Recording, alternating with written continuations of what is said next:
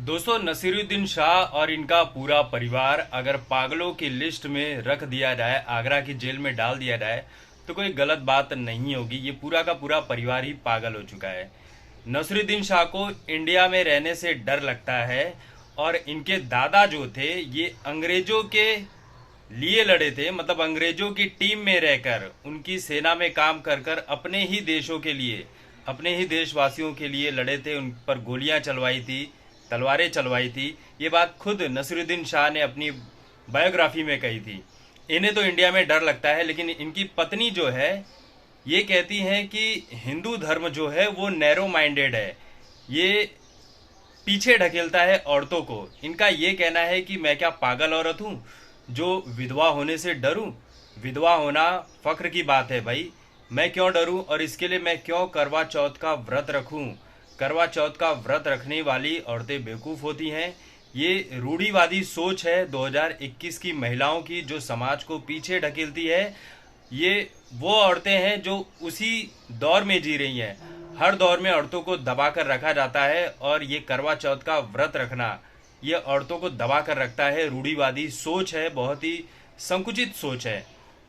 हम क्या सऊदी अरब है जहाँ पर महिलाओं के ऊपर जुल्म किए जाते हैं, उन्हें कुछ भी करने नहीं दिया जाता है, उन्हें दबा कर रखा जाता है।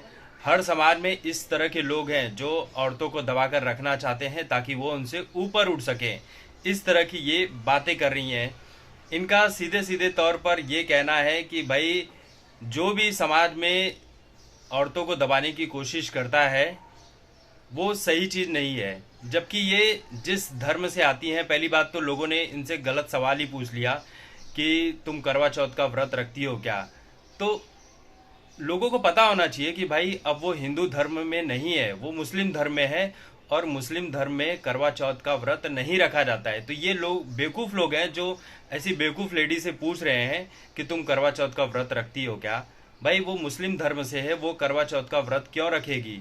उसका आदमी उसे रखने ही नहीं देगा, और रखेंगे तो फतवा वगैरह जारी हो जाएगा।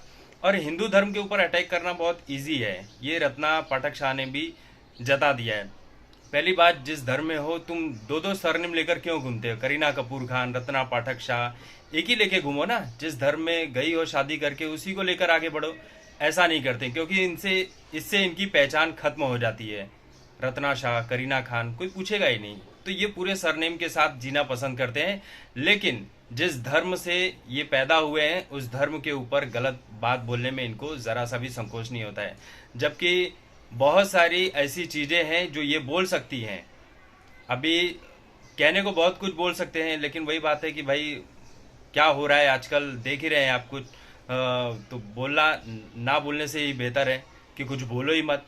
तो ये ऐसे बेवकूफ़ हैं जो समाज में गंदगी फैलाने का काम करते हैं, हिंदू और मुस्लिम के बीच गलत सोच को लेकर आते हैं। ऐसे ही लोग जब बयान देते हैं तो ये बयान बड़ा होकर बड़े लेवल पर जाता है, और इसमें पिसता आम आदमी है। इनको ये सब बोलने की क्या ज़रूरत थी कि भाई करवा चौथ का व्रत मैं क्यों रखूं?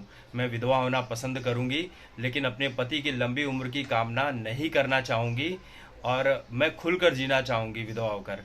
ये रत्ना पाठक शाह जो हैं ये नसरुद्दीन शाह की दूसरी बीवी हैं। तो पहली बात तो इन्होंने खुद ही गलत काम किया होगा तभी दूसरी बीवी बनी है कि नहीं? तो दूसरों को ज्ञान दे रही हैं। क्या ही बोले, मतलब जिसको मुंह में आता है वो उठकर हिंदू धर्म के ऊपर कुछ भी बोलकर निकल जाता है। पहली बात तो किसी भी धर्म के ऊपर कुछ भी गलत नहीं बोलना चाहिए, मैं हर बार बोलता हूँ, क्योंकि हर इंसान की अपने अपने धर्म से, रीति रिवाजों से कुछ न कुछ आस्था जुड़ी होती है। तो उसके ऊपर जब आप कुछ भी बेवकूफ़ों जैसी बात करोगे तो ये दर्शाता है कि आपकी सोच का लेवल कितना घटिया और कितना गिरा हुआ है।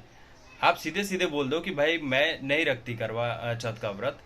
दूसरे के धर्म को अंधविश्वास बताना कि करवा चौथ रखना अंधविश्वास है, रूढ़िवादी सोच है, गिरी हुई सोच है। आजकल की औरतें मतलब पतियों की लंबी उम्र के कामना के लिए ये क्यों कर रही हैं? इन्हें नहीं करना चाहिए।